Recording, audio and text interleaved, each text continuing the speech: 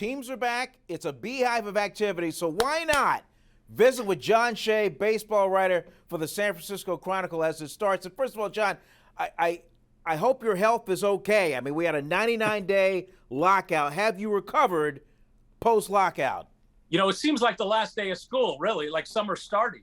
But that's generally the feeling I get the last day of the regular season or the postseason, not right before opening day. It was a grind, man. It was tough because, you know, fans had nothing to do, nothing to talk about. There's no hot stove. There are no trades. There's no free agent talk.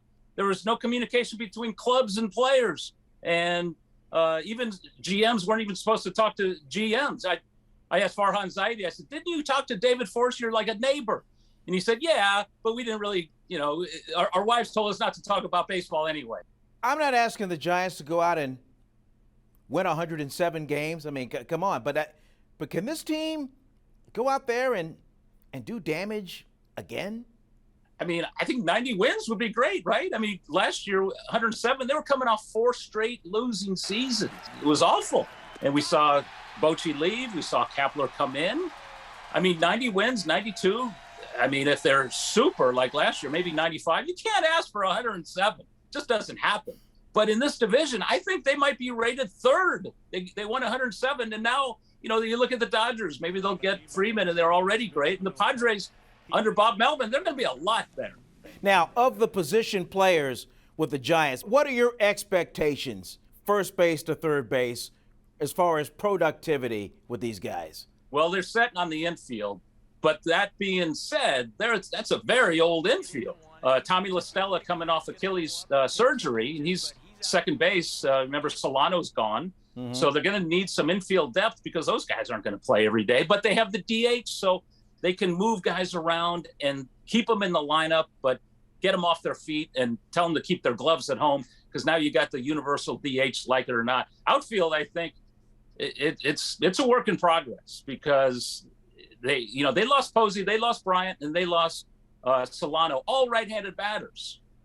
And then on a conference call the other day, Zaidi said, well, we don't necessarily need another right-hander. We could go out and get another left-hander. So they still need a bat because they need someone in that lineup to replace Buster Posey.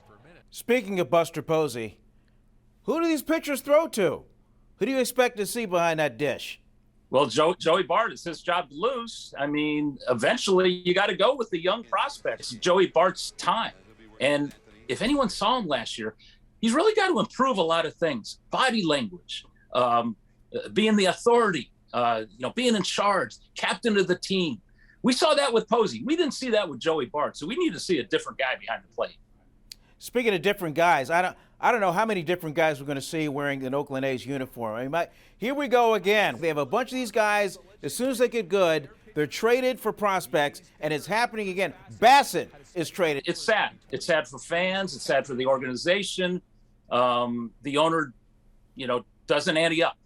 John Fisher just doesn't ante up. They already traded Bassett. Manaya's going to go, most likely Montas, maybe the corner infielders. It's tough, but it's cyclical, and it happens every 5 or 10 years like clockwork. Well, as we say goodbye, I'm just grateful that you get to go to Arizona and write about these two teams. So I know you're going to be taking off in just a little bit. So we'll continue to follow you. We'll continue to read you and draw more insights like we've got tonight. Hey, John, thanks so much, man. Well, thank you, Vern. Looking forward to spring training, covering baseball again, baby. It's going to be great.